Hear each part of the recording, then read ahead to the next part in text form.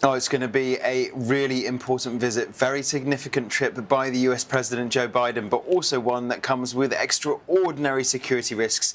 He did make a visit to Ukraine before to see the war effort there and the support that the Americans are giving to the Ukrainian war effort. Now he's coming to Israel at a time when on Monday Antony Blinken, the US Secretary of State, had to dash to an air raid shelter during when air raid sirens went off here in Tel Aviv along with Benjamin Netanyahu. And so there is going to be always so much security whenever the US president makes the trip. But if he's coming here to Israel at a time when there is a lot of tension, when the number of people killed in the Gaza Strip is continuing to rise after that deadliest attack in the history of Israel by Hamas on Israel that led to more than 1,400 people being killed, including 30 Americans, there is a lot at stake for the region, a lot at stake for President Biden. And so he is going to be coming here on Wednesday with several aims, according to the US Secretary of State Antony Blinken announcing the visit last night. He's going to be coming, first of all, to reaffirm that ironclad support for Israel and the fact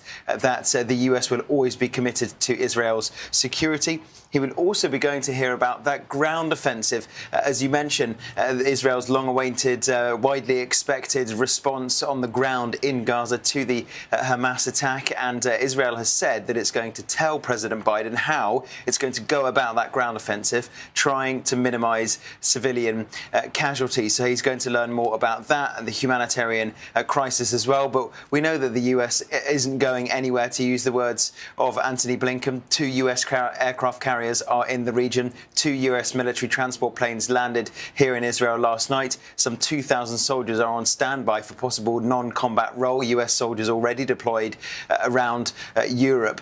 And there is going to be a chance, though, for President Biden also to travel to Jordan for meetings there with the Palestinian Authority President Mahmoud Abbas, Jordanian King Abdullah, and also, crucially, Egyptian President Abdel Fattah al-Sisi. Israel controls almost all of the access into and out of the Gaza Strip. Egypt has the other small border, and its border crossing into Gaza, the Rafah border crossing, has been that point of focus for where humanitarian aid could flow in to the Gaza Strip.